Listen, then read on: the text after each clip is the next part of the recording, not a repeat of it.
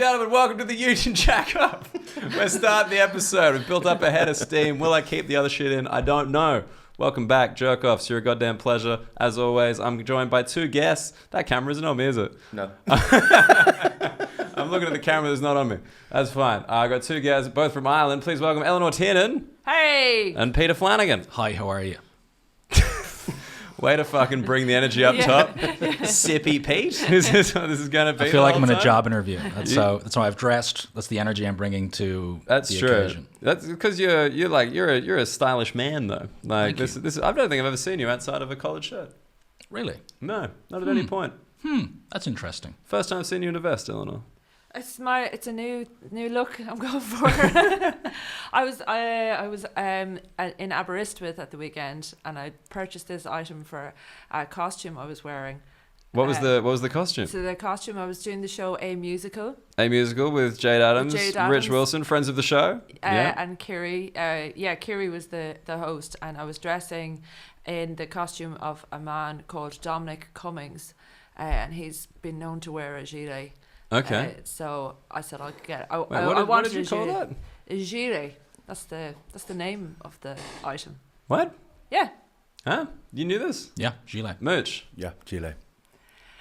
What? You're learning. Yeah. No, I am learning. But what language is that even from? A gilet. Sounds French. Sounds French. Yeah. But what, like? Which you think We Dominic are Cummings francophiles over here. He wouldn't want. Yeah. He would want a British equivalent. Yeah. But what? A gilet.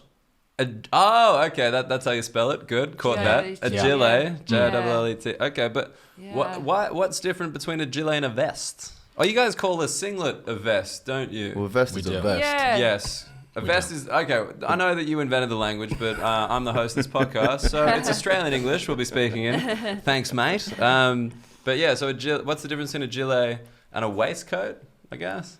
A waistcoat is like the third part of a suit. It goes underneath a jacket. Okay. That's what I would call that. A vest then is something you wear underneath all of your clothing to keep you warm in the winter months. Correct. Okay. That's a singlet. An extra piece of... gilet is like a gilet puffer coat. It's like an actual coat. It's a jacket with no arms. Yeah. A jacket with no arms. Jacket with no arms. Jacket with no arms. That's a gilet. A jacket with no arms. Thank you, French people, for confusing me unnecessarily again. Jacket. Yeah, a jacket, a gilet. Without the jacket. Okay, I'm good. I'm here. All right. So why was he known to wear that? He's just got this unique style. This man? Yeah, so I was trying to capture him on stage. Yeah, I guess he's people might know him from he's like the main special advisor to Boris Johnson at the moment. Oh, so this is like double ignorance for me. I don't know what you're talking about. Yeah. I don't know who you're talking about. He's the shadowy strategist behind. It didn't even work with the crowd. At the gig. They were like, who? Yeah, it was a niche reference. Did you have to perform a song at this gig? That sounds like the most terrifying of all things. Like, people seem to love doing that show, but everyone's like, you sing a song for a musical. I wouldn't be able to do it. It's awful. But can you sing? Because I assume all Irish people can sing. No. Like, I can sell a song, which is a different thing. It's get on board, guys. Come on, enjoy this. And that's fun to do, but you're right in what you say that it is absolutely terrifying in the run-up. It's not enjoyable at all. Did you enjoy it like after? Like, are you glad you experienced this horror, or like? Yeah, like, because there is that fine line between pleasure and what is just relief. But no, I did enjoy doing it. It was fun to do. Do they train you to sing? No, they give you nothing. They give you one run through before the show. You go up and you sing it with the musical, and you find out how it's going to sound at that point. Oh my God. Yeah. And that there's lots of people there, right? Like, this is a very popular show. Yeah, it's terrifying. But they can all sing professionally, because like Kiri and Jay, they're like both opera singers. Well, like, they're not trained, but like they can do it, right? Yeah, they're both good singers. Yeah. This is just fucking cruel. That'd be like me being a bunch of musician mates being like, go do a set. Yeah. Here's what it'll look like. Good luck. No one would want to see that. No one wants to see that. I think at the back of your mind, you're kind of going, maybe I'll be really good. Maybe this is the moment I'll find out. No. Yeah, then that gets swapped in for just the crack of doing it. Okay. You lose that hope, but you get the crack. Is the idea that like it's like enjoyable and funny because it's not not polished, or like totally? And they said they're really good when they introduce the show to the audience. They're very careful to explain these are not going to be good singers. Now on the night that we did it, it was a little bit. There was one really great singer who had never sung before in public. It was incredible, Welsh comedian. Of course, Welsh, another absolutely, yeah, natural It was singing. always, yeah. It was. So that was. I was happy for the audience that they had that at least. Did that person like just secretly like just kind of they've just kind of checked themselves out in the shower in a car? Being like, I reckon I'm going to crush this. His whole time, he was just singing at home. He said his family are all really good singers, and he's the not good singer in his family. Really? So that by comparison, his whole life he thought he wasn't good at singing. He wasn't a good singer, and then he got up and he sang "Bring Him Home" from Les Mis. Exquisite. Wow. Yeah. I just wouldn't even. I think the hardest thing for me in that gig would be like, what musical would you like? What song? And I'd be like, I don't know any. Yeah, well, you have to submit it in advance, so you're not just asked to sing on the night. Oh no, but just like I mean, like I would have to then watch like 4 to 5 musicals to try and find something. Totally, yeah. Because I just there's quite a few. You'd be surprised, like, because all the Queen songs are in a musical now in the West End, right? So you would know those at least. All the ABBA songs, they're all now musical songs. So there's a whole genre of musicals.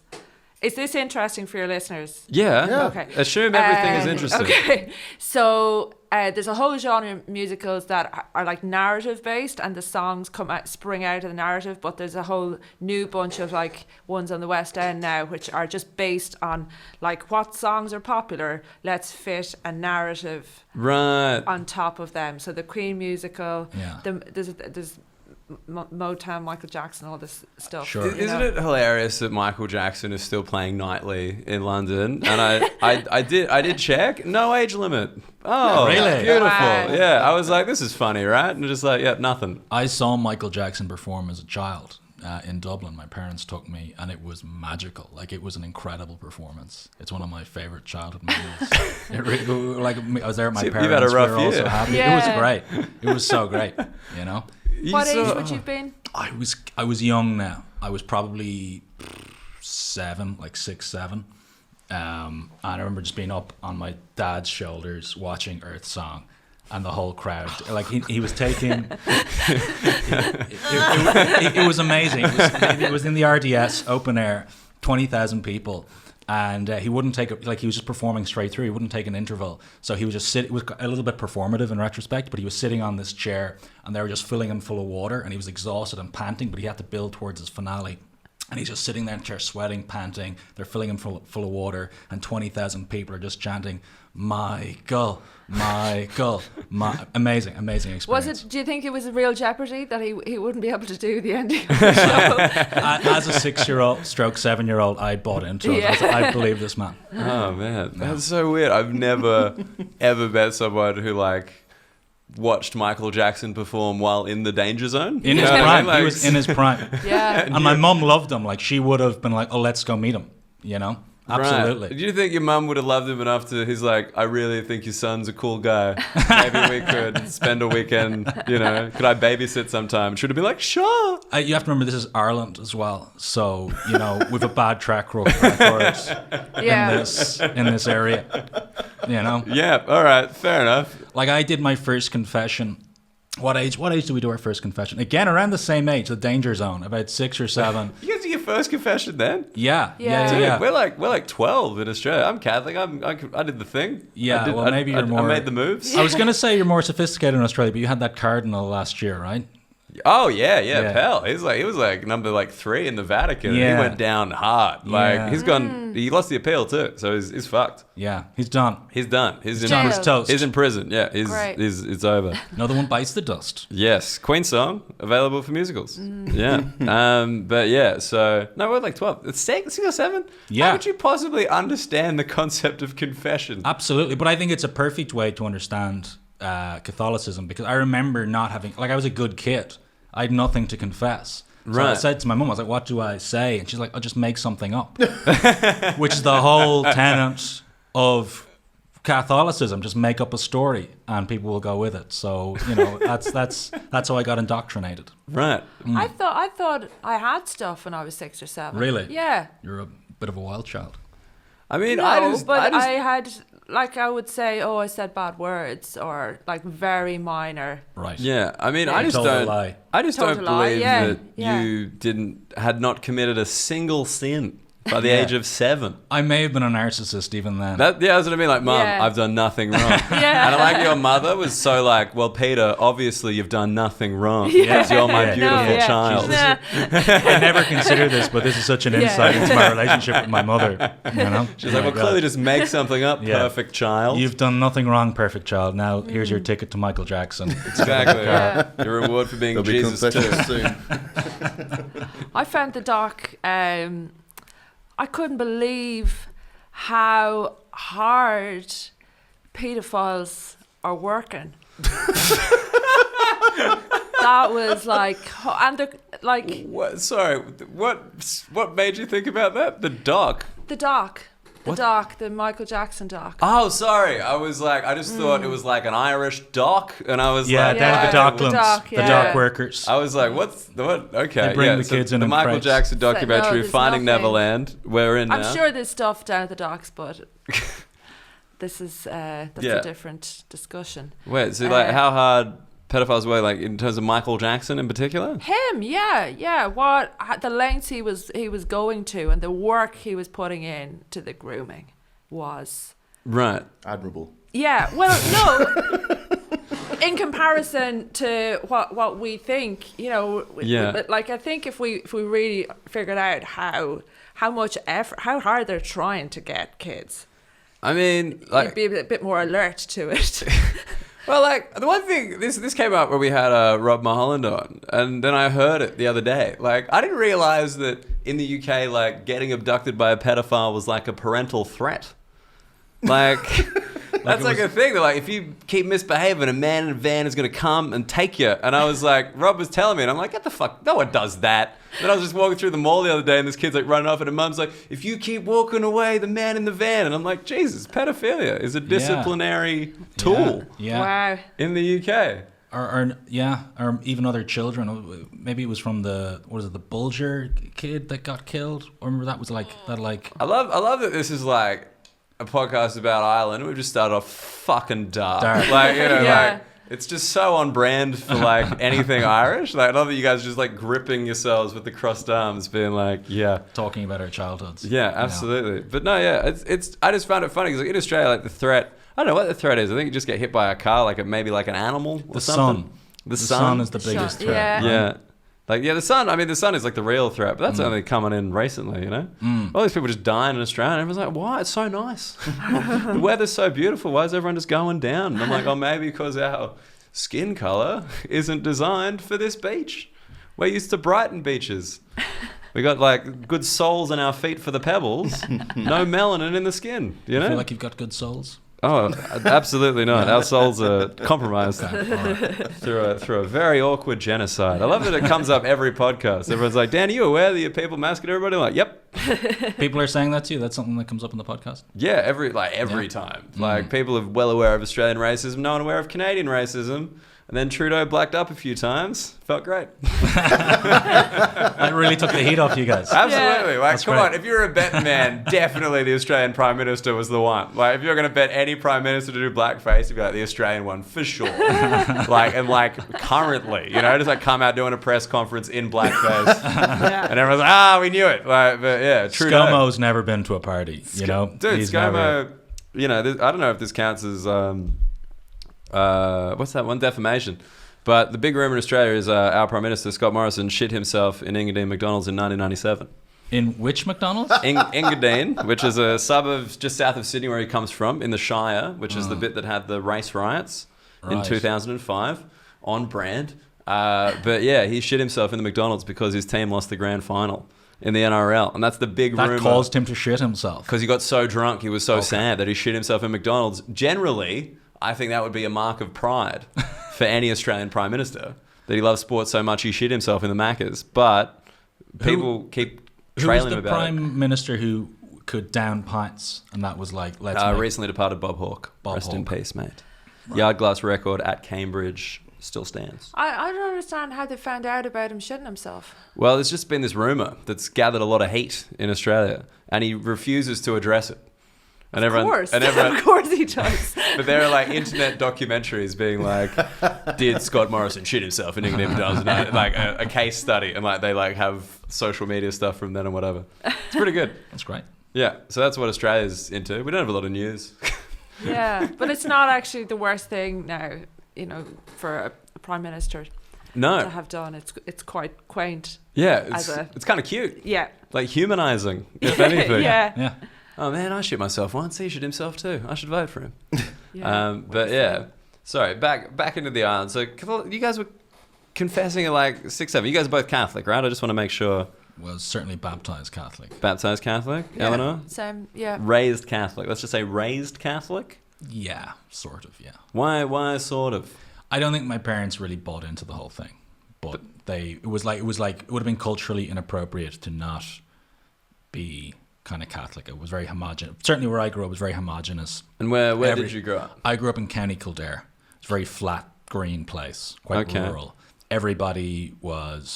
Everybody that I knew at least was like Caucasian, Catholic, very homogenous. You know, right. You prayed at the start of the school day. I think we prayed again after lunch.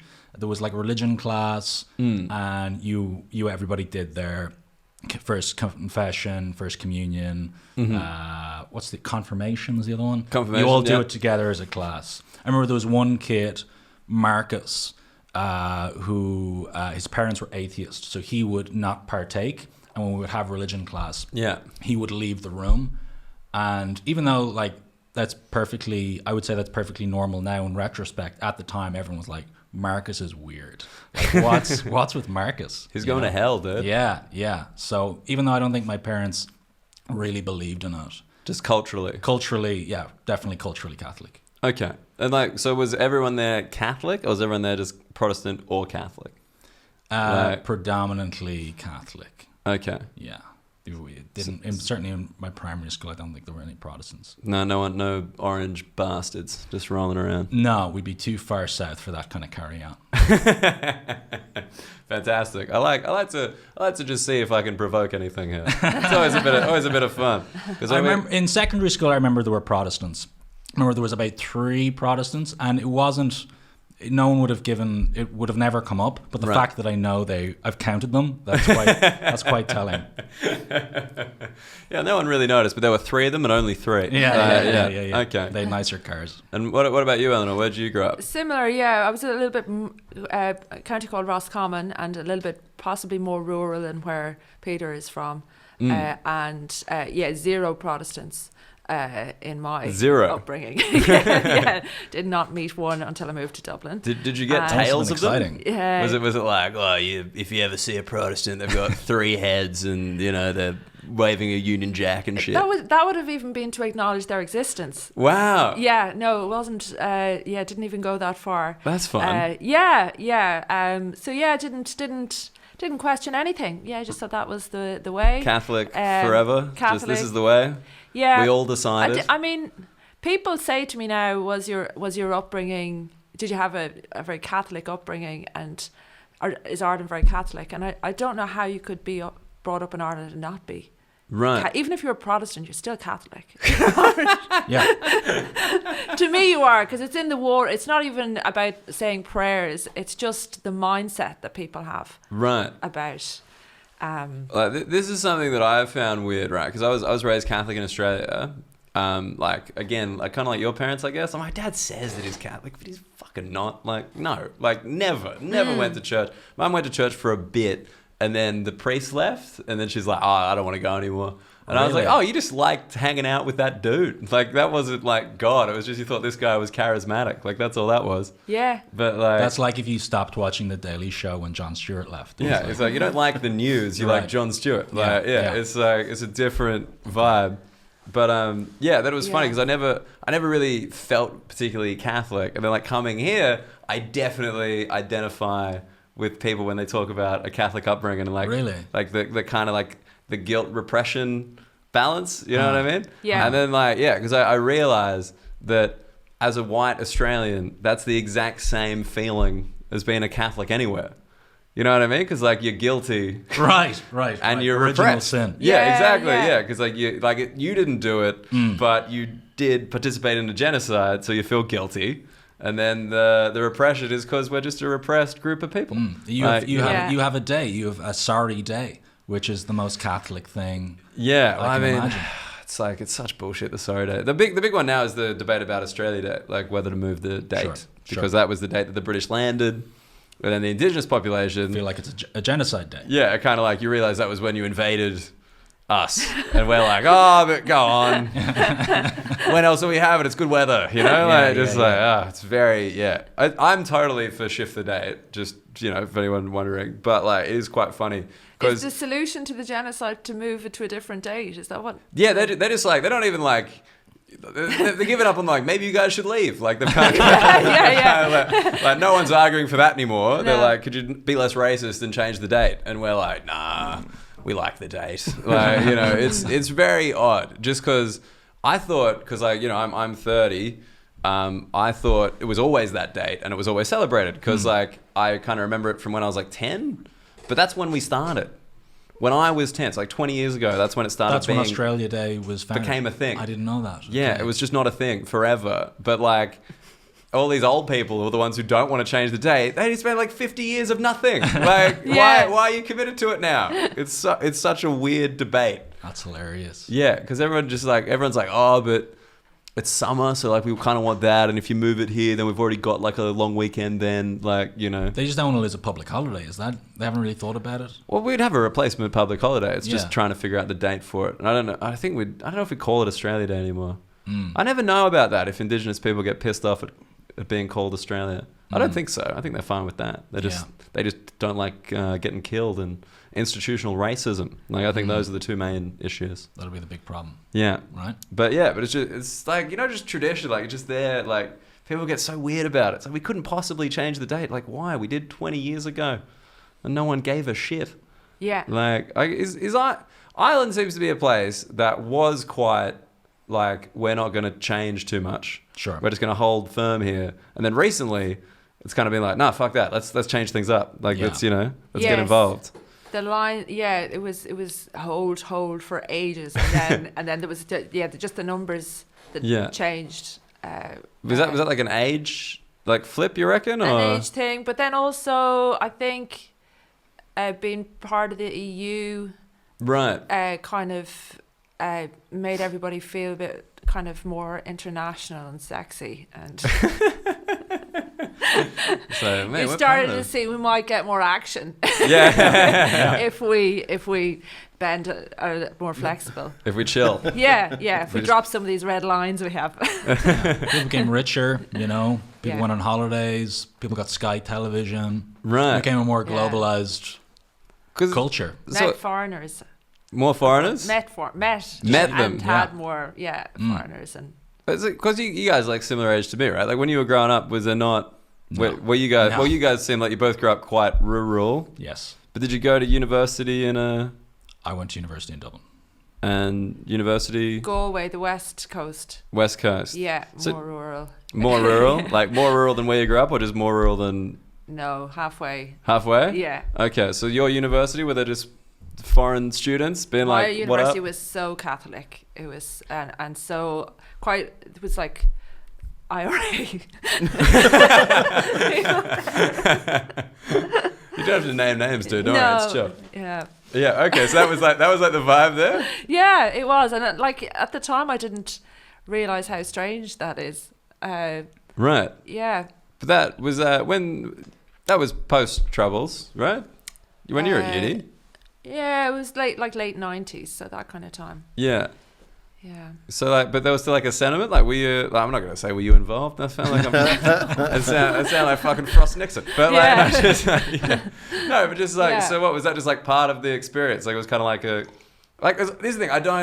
I don't understand the IRA in any serious sense. Like I only understand it from the Rubber Bandit song, like your man in the Da Vinci Code, he's in the right, like that kind of like postmodern kind of a surrealist approach, which is definitely how I think a lot of my generation, specifically in the Republic of Ireland, view the IRA, insofar as it's kind of an abstract concept because we didn't grow up with it. Right. We learn about it principally from history, even recent history. So there's kind of an ironic sort of relationship with the IRA, which I think you may not have if you grow up in the north of Northern Ireland, perhaps. Right, Northern would be a bit more serious. It'd be this is a real thing. Yeah, sure. Okay, but like, is that fair to say? Do you agree with that? Yeah. I think because things just changed really quickly in Ireland once the peace kind of the Good Friday happened. So as you say, they went from being like a power. The power kind of dissipated away from that, and they started to seem. They just went off the radar for a while. Because like they were no longer required. Is that like basically the ceasefire? Hey guys, we're good. Let's just rebuild our country and everything. Exactly. Yeah. And then, but yeah, it's so funny because like, I had no idea how recently that was until I came here. Like when it's people like, no, like dude, like early 90s, like it was on, and I'm like, wait, when I was alive, I'm like, like it was a whole thing, and because I offended a lady at a show once. That's like the one time that I offended someone because I did like a joke about the Troubles, which I've been told is like a very kind of common joke, just about the name. Sure. Like what a weird euphemism. Like it's like it'd be like America calling 9/11 the kerfuffle. You know what I mean? That kind of thing. And this lady just like fucking like she was like kind of middle-aged Irish lady, and she just like tore me a new one. I think did I speak to you about it? Was that in Belfast? No, that wasn't in Belfast. In Belfast I fucked up in a completely different way. I remember you said you had a tough gig in Belfast. No, I wasn't. All right, well, firstly the lady, she was just like, how dare you refer to the IRA as terrorists? Like you can't, like that's not what they are. They're like freedom fighters. Like would you call what Palestine is doing terrorism? And I was like, it's kind of complicated. Like I do understand there are two sides to every story, but if you're just looking for an umbrella term, probably. But like it was funny because she was like furious, and like I had no idea. That is funny. That she's that furious about it. Like, because she must encounter that every day of her life. Really? That is what the IRA are referred to as. So for her to get that angry with you about it is, it doesn't sound like a reasonable. That's surprising to like you guys as like Irish people. Be like, really? You're gonna get mad about the Australian calling them? You know what I mean? Yeah. I think she was. That she couldn't contextualize it. Especially at a comedy show. I presume you didn't like burst into her kitchen and start doing pictures. It was a weird. You didn't interrupt the baptism of her child. It was a weird reading at the wedding, but I thought it needed to be said. No, it was just very odd. Like that was like she was like furious. Like I had to like let her kind of yell at me for like 10 minutes. That's ridiculous. And just kind of be like, hey, didn't mean anything by it. Everything's gonna be okay. This is in Shoreditch. This is like. Yeah, it was like a music gig. Shout out to Sofa Sounds, love Sofa Sounds. And just they. I don't want to speak on behalf of all Irish people, but she sounds like a gobshite. I think she would be called a gobshite, or maybe even a fucking idiot. Like I think, like they just agreed not to. The Good Friday Agreement was the whole thing was, okay, that's a perspective, but we're just not going to talk about it like that anymore. We're just going to move on from that kind of discussion. So, like, it doesn't sound like she'd kind of really grasped that there's another perspective to the piece, and if we want to solve it, you've got to like, okay, you just can't stay in your own entrenched position about the whole thing. Was she aware it was over? Like, pardon? Was she aware it was all over? I think so. Yeah, I'm pretty sure she wasn't like, you don't know what's going to happen. But yeah, no, the Belfast thing was like a completely different. I I didn't really offend anybody. It wasn't like bad or anything. It was just like I referred to the people in Northern Ireland because I was trying to be on top of it. I referred to them as British, and then I got off stage and they're like, "No, you shouldn't do that." And I'm like, "But if I refer to them as Irish, would they think that I think I'm in the Republic of Ireland?" And they're like, "Well, yes.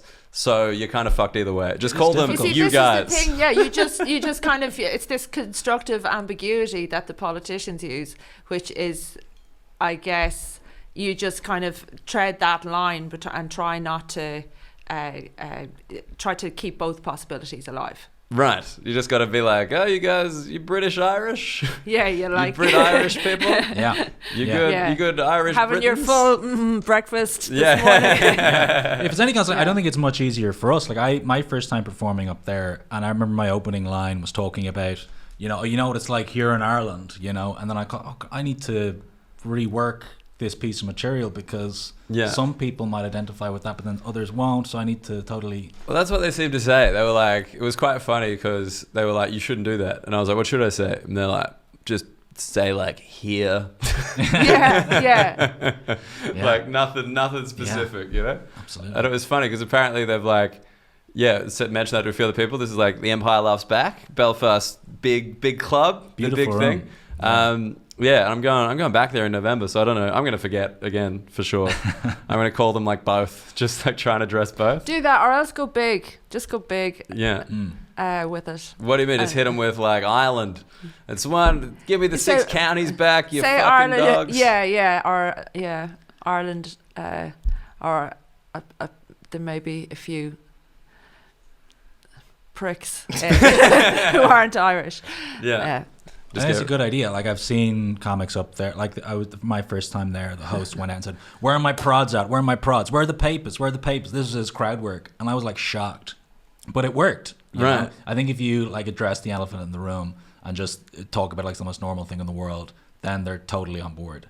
But I don't think you can. Yeah. Is it more divisive in Northern Ireland just because it's a smaller population, smaller place? Like whereas in the Republic, like the further south you go, like they're probably just going to be. You know what I mean? Like you're not gonna find too many split allegiances. Sure, they're culturally just different. We've kind of developed differently. Right, but you still want them. You still want them back, right? You guys are still. I can't speak for everybody. I mean, it's a live issue. It's like the big concern I think now is how would we pay for it? Right. I think that seems to be.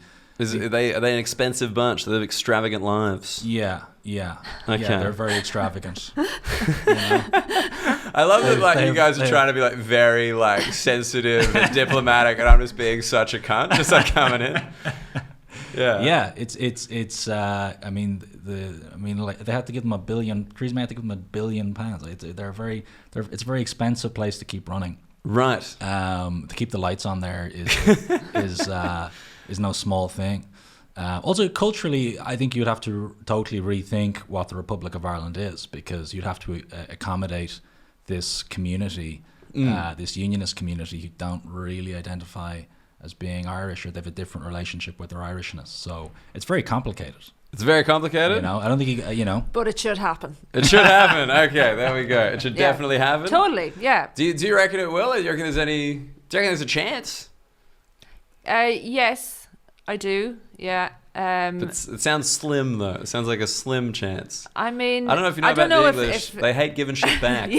That slim I got some chances. experience with that. But they're fucking themselves up. We're not even trying to get them back. The slim chance is getting fatter and fatter. Like when I remember as a kid, we would learn about it in school, and it was like, oh yeah, there may be United Ireland someday. But it was always like, not in our lifetime. Don't even think about it. Whereas now, just in the last 3 years, it's like, oh, this might happen soon. Right. Kind of Britain has kind of pressed the self-destruct button on the union. Yeah. And we're all kind of like, oh, Ireland's in this weird position we've never been in before. So. Right. It's a live issue for the first time in my lifetime. That's like us. Like this is like, I don't know, you guys probably don't follow this, but apparently post Brexit there might be free movement between Australia that would be great for you. and the UK. And I'm like, no, fuck off. Like if you guys want to come to us for free, that means this place is going down. Like there's no way they'd pitch that if there was going to be like a strong economy and a good UK. Yeah. You know, I don't if they think want the if they Aussies want are us up for coming that. over, no way. Yeah. We used to come here to get the pound to be triple the dollar. Work in a kitchen for a year. Go watch the cricket for 2. Come on. That's not a good sign. You know what I mean? That's like if America's like, hey, come on in. It's like, oh, this place is going under. Like, for sure. Yeah. Because sure. Aussies, I don't think, in general, outside of, creative types like yourself, in general, probably don't want to move to the UK. Is that fair to say? I think everyone wants like for a bit, you know? I think like, you know how people are kind of like in like a relationship sense, like they'd like to be in a relationship with someone like wild for a bit. Like just for a tiny bit, like you don't want it for your whole life. You just want a little thing like, oh man, I was crazy back then. You know, like I used to be in a band, like like that kind of shit. Yeah, and you you settle want down the story and to tell afterwards, exactly. rather than actually. But you don't want to be 50 in here. You know, just being like, oh no, what's gonna happen? How did this happen? Yeah. I think it's definitely like you want a little bit because like that's the thing. I'm like I'm going back soon. That'll be like 2 years. I think everyone's kind of like 3's good. 3's like your maximum you can. You spend like a year settling in. You spend like a year kind of being like, oh yeah, no, I think I get it. And then you spend a year just just being like, oh, this fucking like just like slowly grumbling. Yeah. Until Australia's like desert, culturally and physically, is very enjoyable. Yeah, well, it's kind of a higher standard of living, assuming you play by the rules, right? Oh, just in general. Like, I went to like a family friend's house the other day. It was like a really nice house, like in Hammersmith, like triple story. Like it'd be worth so much money. And I'm like, this house sucks compared to like every Australian house. Like, just sucks. Like, just the bathrooms are small. Like, just everything's kind of on top of each other in Australia. It's just like, no, just put a fucking room on. Yeah. Like in Australia, we get granny flats out the back. Do you know how insane that is? Like over here, just like, oh, you know how we've got a house? Yeah, we put another little house in the backyard that we don't interact with at all. We got space for it. They'd be making TV shows about that if it was here. Absolutely. The granny flat experience. Oh, fuck yeah! I can't wait for the Australian reality TV. Oh mate, Australian loves reality TV. That's all we do now. We got no creativity. We're just like, fucking look what we're doing. I'm like, oh, that looks sick. That's it. That's all Australian TV. But you guys have been out. You guys have both spent time. That's right. You were Perth and Melbourne. Yeah. How long? 2 years. 2 years, and Eleanor, you've just come festivals. Yeah, been brought out. You're one of those hot touring ticket acts. It's been great. Yeah. I love it. Yeah, and then my brother lives in Melbourne, and he got married there this year. So he's staying. She's locked him in. She has. He's locked him in. 2019. Yeah. They got married. Nice. And all my family came as well during the Melbourne Comedy Festival. Wow. Yeah. So it was like during the festival? During the festival, like, so the festival was all going on, and then I was like off doing the big family. Amazing. Wedding. Yeah, it was great. It was really good. And how did the family feel about losing him to Australia? Yeah, they don't really. What can you say? It's my parents are great. They go and visit him all the time. They go every year or so. Because I gotta say one thing about like the Irish experience is like it seems to be like you guys love to leave. Like I was looking before I came here. I was just looking stuff up. There's like 38 million people in America who identify as Irish American, and there's 5 million people in the Republic of Ireland. And then like in Australia there'd be heaps as well. Like over here I assume there's quite a few. Yeah. It's very odd. Because actually when you go, it can be, you have a choice when you get to a new country. You're going, am I going to be Irish here? Or am I going to be something else here? Because you can totally slot into an Ireland abroad when you get to your new country. An island abroad? An Ireland that exists in this new place. Right. So you can have your own little community. Yeah. Totally, and just play football. Play football, yeah. Play the same games, meet the same kind of people. You can just shit. Maybe that's what I'm doing here. Maybe I'm just in a little Australia over here. Are you? I don't know. Like I think because I know enough. You playing AFL on the side? No, please. I'm over here. I don't even own sports shoes anymore. That's when I thought about how low the quality of life is here. I'm just like, at no point here have I ever been like, I might need exercise footwear. I've gone almost 2 years. Be like, I'll be fine. I'll just walk a bit. But yeah, no. So that's really interesting. So was that your experience in Perth? Did you fall into the Irish community? A little bit more so in Melbourne. I had like cousins and stuff there, and I had friends from university. I knew a lot of Irish people in Melbourne, but I had an Australian girlfriend, and I was doing stand-up, so I met a lot of Aussies through that as well. Sure. So I did have a kind of an Australian network as well. I think I balanced it reasonably well. I think. Yeah? Yeah. Eleanor's giving you a skeptical look. I just give everyone skeptical looks. Well, actually, here I don't really so much because none of my friends live close by. Right. So, yeah, and I just moved into a house share with people that aren't just from different parts of the world. So that's...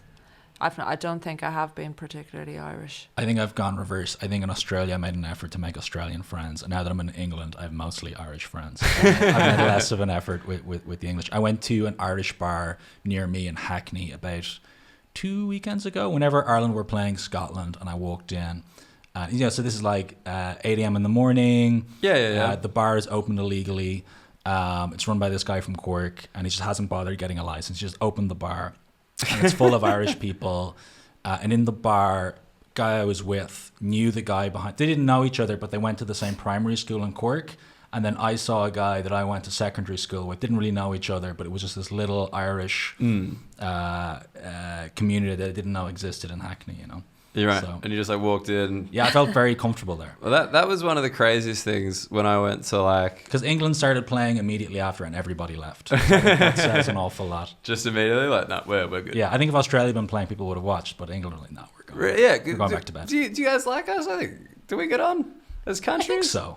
Because like America, I think seems like American Irish people fucking bang on about being Irish. Like I've seen that really annoy Irish people. That's like one of my favorite things to watch when a bunch of Americans be like, I'm Irish, you're Irish, and like Irish people are like, you're not Irish, you've never been to Ireland, you don't speak the language, you're just drinking a Guinness. I what think are you it depends. doing? Like when Obama claimed his Irish heritage, we were very excited to accept him. He claimed his Irish heritage? Yeah. What? Yeah, he did. President Obama. Yeah, so his great grandfather, I want to say, is from County Offaly. So County Offaly? Yeah. Oh my God. So he visited his ancestral home. He did a big speech in Dublin. Thousands of people showed up to watch. I was watching on the TV with my parents. This is recently. This is what, 6 years ago? And it was a cultural event. And now that town, it's called Moneygall. There's nothing in this town, but up until fairly recently, it may still be there. Like I was passing through it with friends, and we stopped, and they'd lined the streets with American flags still. And they have a kind of retail center called the Obama Center, and it's got a Supermax, which is like a McDonald's equivalent, and there's nothing else in there except this Supermax, but it's like the Obama Center. Like they're super excited about it. Wow. So they're just psyched that he claimed it. Well, I mean, that's a good get. Yeah. Like Obama, great get. Yeah, like we love Obama. We're no less loss excited for about him Nixon. really in it. You know, there's no like he's just win-win out of it. Yeah. Obama. Is that frustrating? Because like you guys have had your history of like no dogs, no blacks, no Irish. Like if you, is it annoying when people claim the good times? Like, because sure, I'm fine with it. You're fine with it. You're fine with anybody jumping in. Big island policy. I don't know. I think it probably plays to our advantage. It's Right. kind of like I don't know if you saw Donald Trump and Leo Varadkar, who's our prime minister, had a meeting in Shannon Airport this year. And Had a meeting in the airport? Yeah, it was awkward. So That is what it was like. Trump in a rush? Like what's going on? yeah. So Trump was around. Uh-huh. He's got a golf course in is it Donegal? His golf course? No, it's in Doonbeg in County Clare. Oh, it's in Clare. Okay. So Trump wanted the meeting to take place in his golf course stroke hotel, and Dublin were like, no. So they reached a compromise where they would meet in this airport. It was a really uncomfortable meeting, and Leo Varadkar just has these dead eyes. He's just kind of like, and Trump is just talking absolute nonsense about how we've got a problem with our border right now, and of course America has its issue with his. But he's kind of comparing Mexico, the Mexican border to the Irish border. Wow. It was bizarre. And nobody was quite sure, who the Mexico was. Are we the Mexico? But Varadkar just has this dead look in his eyes. And I kind of related to it because I lived in Boston for a summer working as a waiter. And I was the worst waiter. Wait, you lived in Boston? Yeah, for a summer. Really? Yeah. And I worked as a waiter in this high-end Italian restaurant. Yeah. Just like me working remember that summer I spent in an Outback Steakhouse? It's like, what? Yeah. And I was a bad waiter. I would ruin people's evenings. Right. I was bad. Because American wait standards are very high. Very high. Yeah. Very high. I've seen European wait stuff awful. Yeah. You're all rubbish. Yes. But Americans... Yes. They're the creme of the creme. Yeah, well, they rely on tips. I mean, you were making $1 an hour. So you had to make 20%. How was your tip game? Amazing. Really? They loved me. Because you had Irish accent? They were like, fucking... And I would perform for them. I'd be like, hey, I'd Can you turn it up? Because now it's pretty low. Do you... Oh, I would turn it up. Can you go a little turn up right here? Can you no. bring it up? You're not going to do it up? You don't want Eleanor to witness you turning it up? We tip. I think if we were solo, you would totally do it. But Eleanor just watching you being like... I would do great, and they would say ridiculous things to you. About their ancestors or whatever, whatever their perception of Ireland was. It would be totally absurd.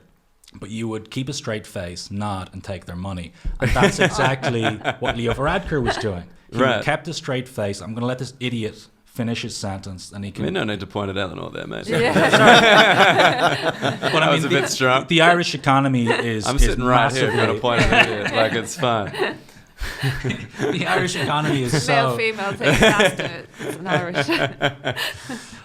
From memory, I think Trump was sitting to Leo's right. That's my excuse. This is a fucking loophole and a half. Yeah. So, the Irish economy is so dependent on direct investment from American multinationals. So for Leo to turn around to him and say, "What the hell are you talking about? It's just a bad idea politically." So you nod and you take their money. So that's why I don't personally find Irish Americans too troubling. You're like, if you guys are propping up the economy, you want to pinch my cheek and call me cute, that's fine. Just give me 20% of the vote, please.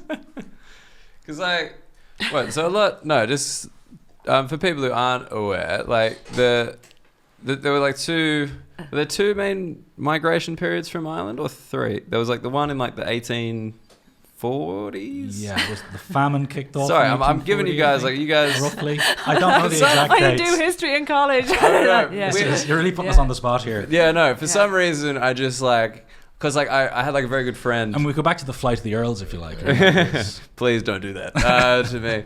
What, are you in Flight of the Earls? You're like, fucking bring on the Flight of the Earls. Let's do it. Oh, sorry. I thought I was like, all right, fuck, we'll go there. But no. Your friend. He's got a friend. I got a friend, yeah. It was from Offaly, Burr, Offaly County. Oh, yeah. Yeah. It's awfully cold in Burr. Great. Good stuff. Nice. Classic singer. Loved it. Nixon's from Offaly as well. His ancestors were from Offaly. Really? Yeah. God damn. A lot of presidents out of Ireland. Go figure.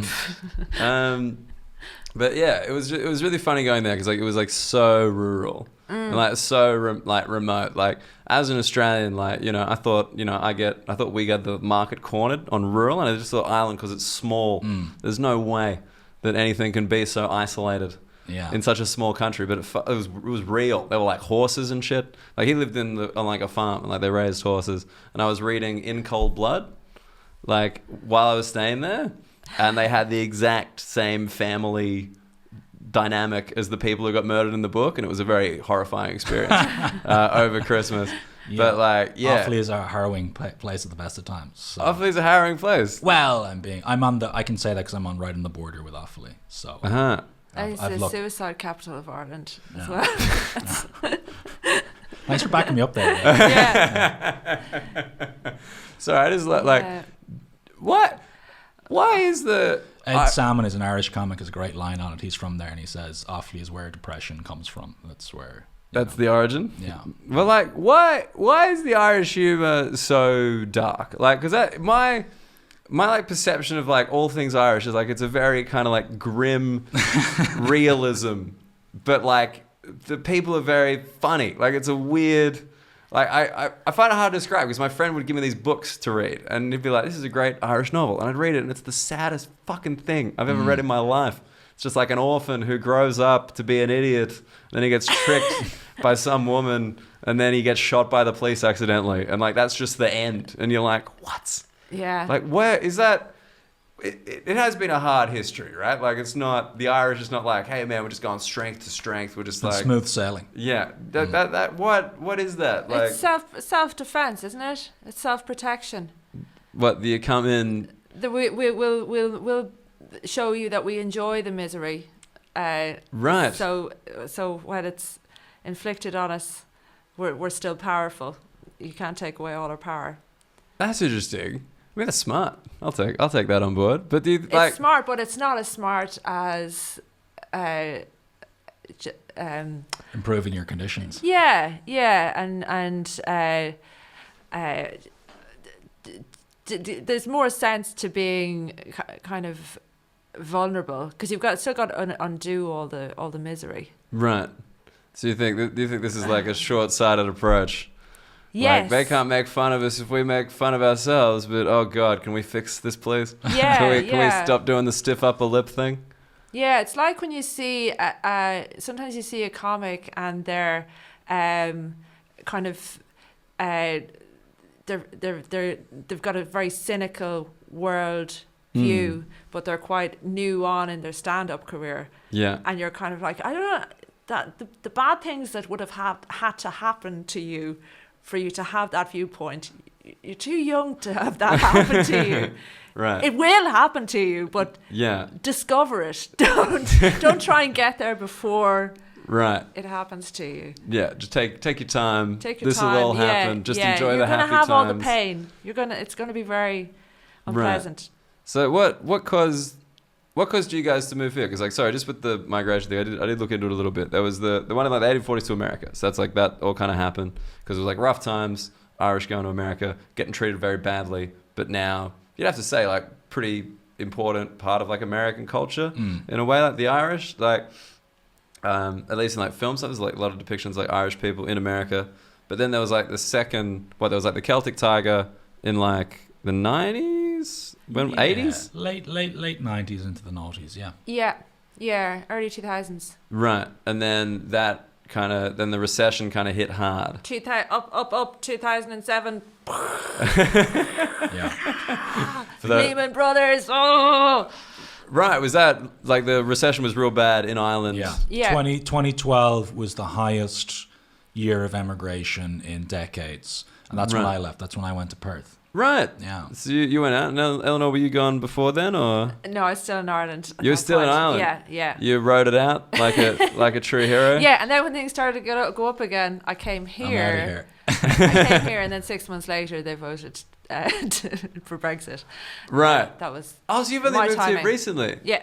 Oh, I thought you'd been here for quite a while. I don't know why. Well, it's 4 years now. Yeah. 4 years. That's not. How long have you been here, Peter? It'll be 3 years next month. I thought you guys had spent more time in the UK than I had. So wait, so what spurred you to come across? Was it just the comedy? Was like the creative industries in Ireland, or? Yeah, there was some. I guess whatever strands you have to do, your work, were kind of, there was just the way the scene kind of changed a bit. It seemed like there wasn't going to be much going to happen in Ireland for a while. So I said, I'll just go to the UK. And have you enjoyed this place? Have you found it an easy transition, even though you're not living in the island in London? Yeah, it's great. The Ireland in London. It's great. Like, any move is I always find things like quite stimulating, and doing comedy for new groups of people and trying to understand what they're sensitive about. Do you think like UK audiences dig Irish accents, Irish comics? Do you get that? I think I get a little outsider boost being Australian. People are like, oh hello, like you get an extra 20 seconds at the top. I think if you've got an accent, don't you? I feel like they give you a little bit more Yeah, they're just like intrigued. Yeah. They're like, what are they? The thing is, if you talk about them, they fucking love it. Yeah. Like, if you get to be an outsider coming over here being like, you know what you guys are like? British people are like, we're listening. Thank you. That's very true, yeah. Still an empire in your mind. Great. Like, you know. Yeah. But yeah, so have you found it easier? Like, because I assume Irish, like you guys, you have your kind of slang and your like quite inside stuff. Because like when you ever see like a group of Irish people really going for it together, you're like, what the fuck are you saying? Incomprehensible. Yeah, it's quick and it's moving, and you're not on board. Like you're not following. Yeah, because I don't know. You guys like toning down your accent for me?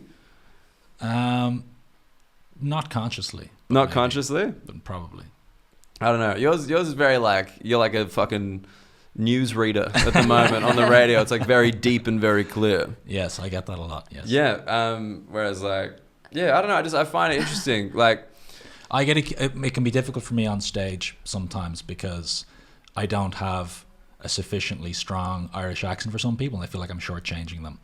I get that. Yeah. That's a very, like, people like, come on, man, that's barely Australian. And Yeah. I'm like, no, some of us read, cunt. Yeah. Like, Yeah. that's all it is. I'm just enunciating. That's all this is. That's an opener. What do you mean? Yeah, it's a good opening line. Oh, thank you very much. I'll Some try it sometime at Vauxhall Comedy Club, Yeah. the proud sponsor of this podcast. Let me Yeah. know when that's Yeah. happening. Absolutely.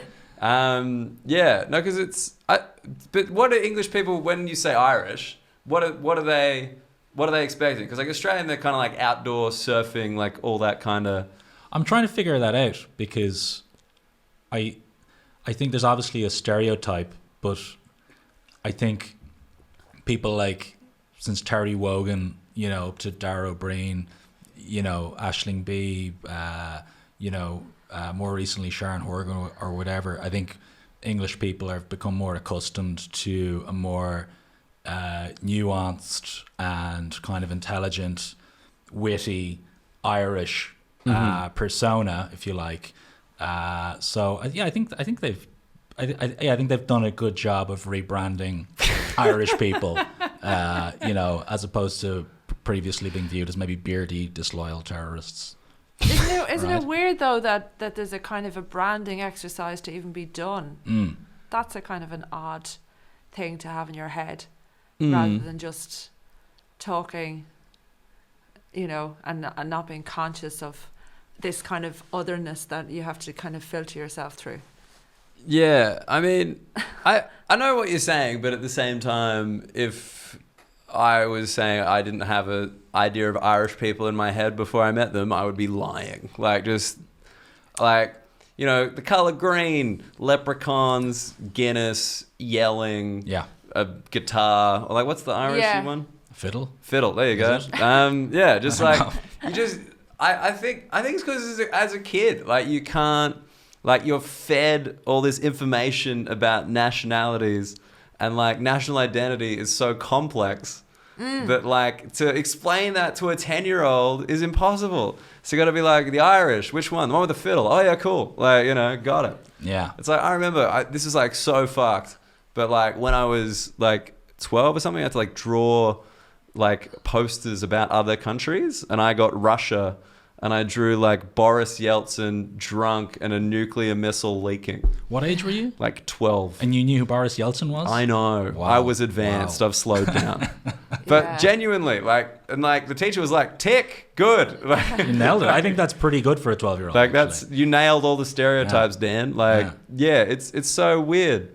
But I think they exist in a separate kind of part of your brain. I think any comic can go up and just be themselves and just stay in their own mindset, and if the crowd, they won't go, hang on, you're not talking about drinking.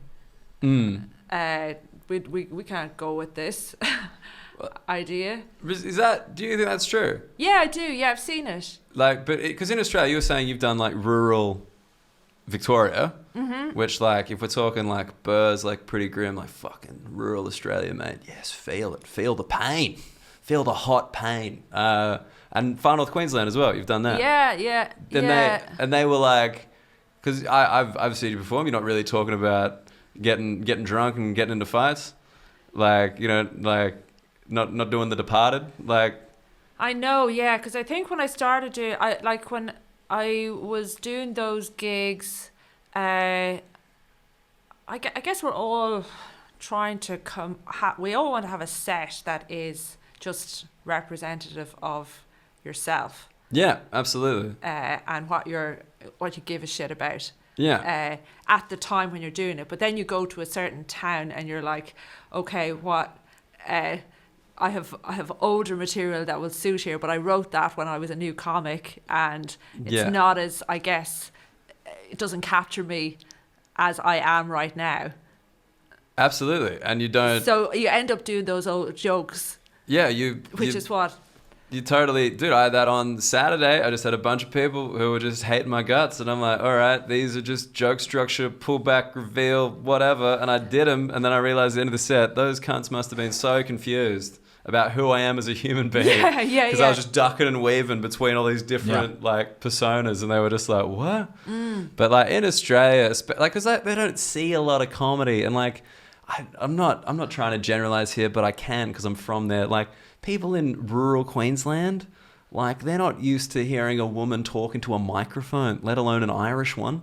Like, it's a pretty backward little spot. So, like, if you're coming up there being like, here's this, like, nuanced point of view of me as a human being, they'd be like, just someone throw a Guinness. Like, what's going on? Yeah. They're useful gags to have, I think, unless it really speaks to something that they kind of care about, that is kind of a common humanity. Absolutely. They're going to go, that's the place they're going to go in their heads. That's it. But they'll still, even then, like, I've noticed this up here, like, they'll still take a minute to be like, why isn't this like the comedy from the 80s, like early 90s, just kind of like bang bang stuff. Like I've had that here. Like the reason I've started like addressing, because like I usually like my tracksuit bottoms and stuff on stage, I've started addressing that as like a way to be like, people get confused, this is an Australian accent because I dress like this, and they're like, thank you, because you're not wearing board shorts and you don't have an English accent, so we were confused. We didn't know where you sat between these two, you know what I mean? Like these two attributes. Yeah. And they appreciate it. They appreciate context. Yeah. I think you got to acknowledge, exactly, put yourself in context, and then you can kind of move on, is my experience, for sure. They need a minute. They just kind of be like, huh?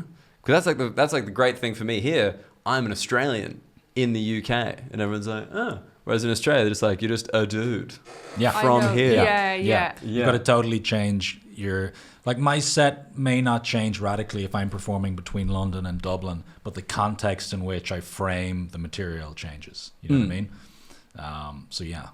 Is that the same with you, or...? I know, yeah. Like, yeah, you do. You change.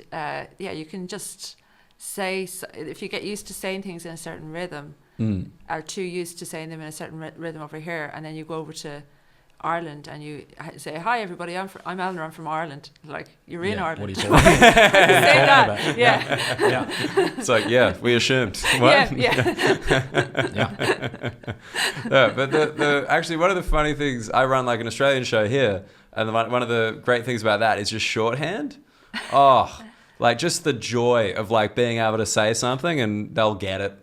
Yeah. I had this like act who did it, and she referenced this like really iconic Australian radio duo, and it just murdered, and she just came off stage and was just like, that was like getting a hug. Refreshing. That was like, everyone just got it. Like, there's none of this like, it's this thing that you guys have, but you know. Yeah. We do an Irish show at Backyard, and it's the same thing. Yeah. It's, you know.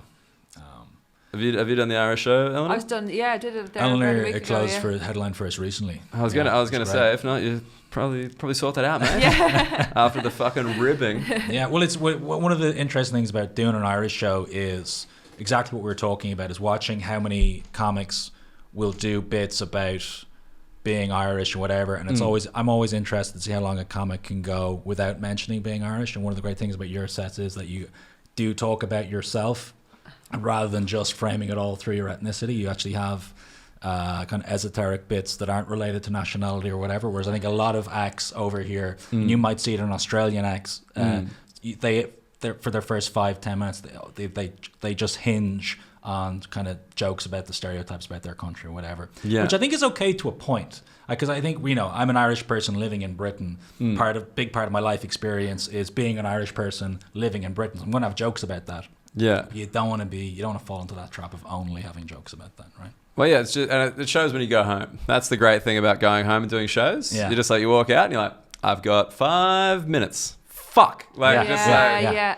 How do I start? Like, that's the main one. It's like, how do I contextualize myself back home? Exactly. Yeah. How do I tell my home audience that I actually haven't been here in a bit, and that makes me different from you? And you sound like a twat. Well, I've actually never been concerned about that. Yeah. It's a strong part of my personality and my act. But yeah, just like, so I haven't been here, and they're like, oh yeah, fucking good for you, mate. Pull your head in. Like, yeah. But it's like, no, but it changes who I am as a human. And they're like, no, but still, we don't care. Like, how did you guys find Australian crowds? Did you like them? I think we love a foreigner. We love anyone who takes the time to come far enough to perform for us. I think so. So every country now has this divide emerging between city comedy and outside the main city comedy. And I haven't performed in Sydney, but I thought Australian was the most pronounced of any of the English-speaking countries where I've noticed that divide. Oh yes. Yes. Yeah. So Melbourne is like, you can't be subtle enough. That's the offensive thing, is to be blunt.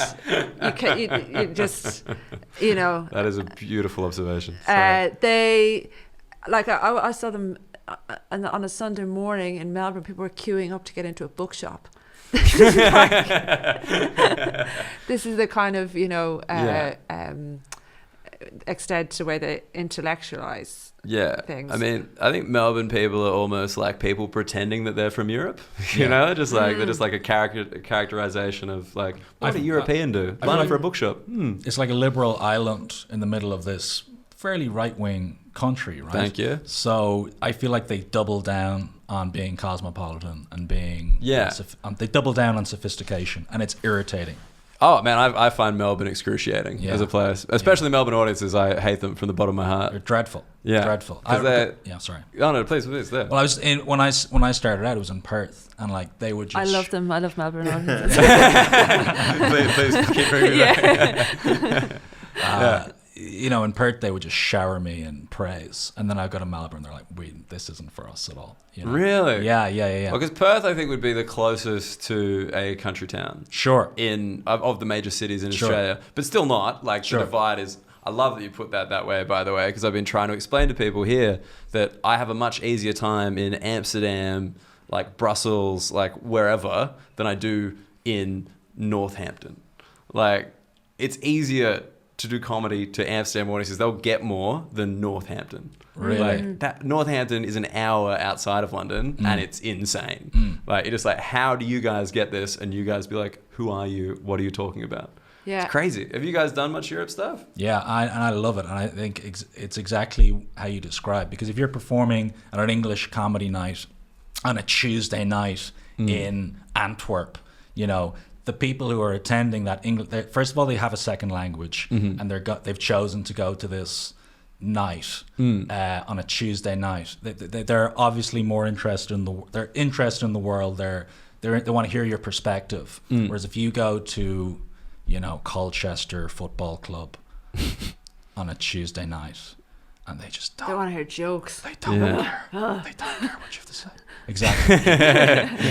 Just tell your jokes, Paddy. Come on.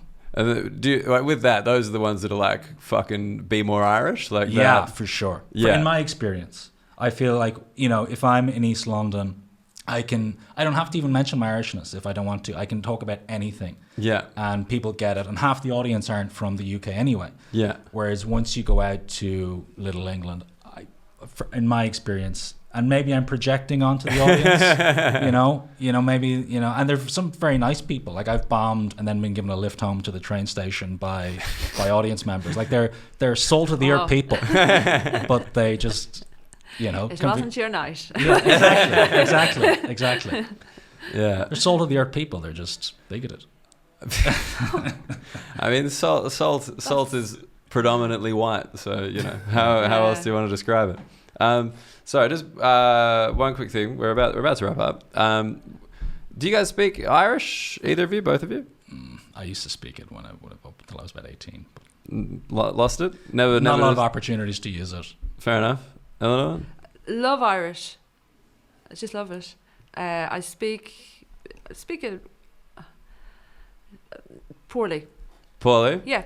Because like But I like, and I try. Because just like I've noticed that like Ireland is definitely making a big effort to keep Irish going, like bring it back a bit, like really. Because like I think the Welsh, like they kind of learned the lessons from the Welsh. Because they're like, we've lost our language, we're losing our culture, fuck. Whereas like Ireland's kind of like, no, let's keep going. Like put it on the police car, whatever. Like let's just go. Like, and do you think that is important? Like, if you had kids, would it be important to you to Irish them up? Like, you know. You don't really need to think about it in Ireland because it's just part of the curriculum. Right. So all kids have to learn Irish all the way up through school. So they don't really, it's not something I don't think parents would be conscious of at home. Sure. But I think Wales are really good. I hear people speaking Welsh on the trains. Yeah. When I'm there, yeah. They have a very nuanced Keep form hoping, Wales. Yeah. The Welsh are fascinating to me. They have a very nuanced form of nationalism whereby they don't seem to have any appetite for independence, but they're very adamant that they want to speak their own language. Where in Ireland, the inverse is true. It's like we absolutely want to be independent, but we're not interested in learning a second language. Right. We don't want to do the homework. We just want to be independent. That's interesting. Sorry, I just wanted to, Peter, you write your column regularly about like being, what is it, an Irishman in... Yeah, I'll write about my experiences here, yeah. But what's it called? What's the title? It fluctuates, but Irishman in Britain is what they're running with at the moment. Irishman in Britain. Okay. Like, is there an appetite for that in Ireland? Like, do people like, what's going on over there? Yeah. They're glued to it. They can't get enough of what's, going on. What are the Britain going to do next? What have they done today? Jesus. It's crazy. Yeah, like it's so, they're just soaking it up. Really? Completely, yeah. Why is that? The soap opera element to Brexit is... I was like, Brexit has increased that like 1,000-fold. Yeah, time. absolutely, Okay. yeah. Big time. Yeah. Because it's the perfect scenario for Irish people. Misery, but it's not our fault. We just couldn't ask for anything that just ticks all our boxes. Do you want it to end badly as Irish people? Would that be a great outcome if they just fuck it? Like, I want it to continue. We don't want it, but it won't. We'll enjoy it if it happens. It's like a car crash. You don't want it, but you kind of are going to watch it. yeah. From a PR perspective for Britain, it's been amazing because I think the rest, speaking to like Italian friends, for example, they're so shocked that England would behave this way. I think they'd always viewed England as almost like a Nordic, Western European country, kind of civilized and serious and responsible. Maybe like Sweden, but with more ambition, if you like. And now they're shocked to see that they would behave the way the world used to look at Mediterranean countries, you know? Right. Whereas in Ireland, I think we've always known what the English are like, you know, what they're capable of. So I think that's there's an extra element vindication. To it. Yeah, for it's you like guys. we knew it. We told you all along. Yeah. You're just as dumb as anybody. Yeah, They're just as nuts as the rest of us. Oh, amazing. Oh, fuck it. I'm so glad I asked that question. I love it. I loved every part of it answer. Just seeing the joy in both your faces, being like, no, I mean, we wouldn't love it if they completely fucked up and just crashed and burned. Amazing. All right. One last question for both of you. If you could live anywhere else in the world, but London, where you're living now, where would you live? If you could live anywhere. It can be in the UK, it can be out of the UK. I like the idea of moving to New York. I don't know if it'll ever happen. A lot of people say New York. I think like that's obviously like, you know, a big city. A lot of people live there. But yeah, it's like, it's interesting. Why? Have you been before?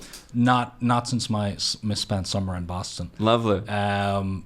No, I don't think I will. Like, I think I've got my fill in London. I don't think I could start again in that way. Like, London's a tough city to set yourself up and do stand up and do whatever else. So I don't know if I would do it again. but I have a romantic idea of New York in my head for sure. Right, what, like being like an Irishman in New York, like An Irishman in New York, going absolutely. like A twinkle in my eye. yeah, little Irish pub. Yeah, I think it could be Couple of miserable. boys. I think if I was to make another move, it would be like, I think you move to a city like London or New York to pursue whatever your niche interest is. I think if I was to move again, it'd be a lifestyle choice. It'd be like a cottage in the west of Ireland, or a beach in Argentina or something. You know what I mean? That would be. I mean, what similar places? Western Ireland and Argentina. Somewhere to be left alone. Nice. And Eleanor? A castle in Bavaria. Really? Yeah, with a horse that I would get around on. Bavaria? Really? Yeah. Dude, that is the most... Disney, image of the castle with the turrets. Schloss Neuschwanstein. Yeah. Yeah. Okay. That's where I'd move. That's the Disney castle. Yeah. Didn't know that. Well, I got a lot of facts. That's such a good answer. So much is like, for the rural aspect, why Bavaria? Why do you want Germany? Or just want the castle? You're like, I want a proper fucking German castle. And the height of it. I'd enjoy being up high and looking down on everyone. You want a good lookout? Yeah. A good lookout. Great. All right, guys, thanks so much for coming on. Eleanor, where can people find you? Best place to find you? At Eleanor Tiernan on Twitter. On Twitter, that's it. You want Twitter? Twitter's your main. Any shows coming up? You got a podcast? What do you got? Anything? I've got a tweet brewing. A tweet brewing? Yeah, I've got gigs. Yeah, coming they're up. just all there. Yeah, It'll pop they're on my up Twitter. website. Great. Pete? At Peter Flanagan on Twitter. At Peter Flanagan Comedy on Instagram. London's Irish Comedy. We run shows in Backyard Comedy Club and Top Tier Comedy Club. They're really popular. Come down. Cool. Guys, thanks so much for coming to the podcast. The way we end it is you guys say cheers, mate, at the same time. 1, 2, 3. Cheers, mate. Fucking, that was beautiful Did we work. nail that? Jerk off, it's been a pleasure. Catch you next week. Cheers. The Union Jackoff with Daniel Muggleton.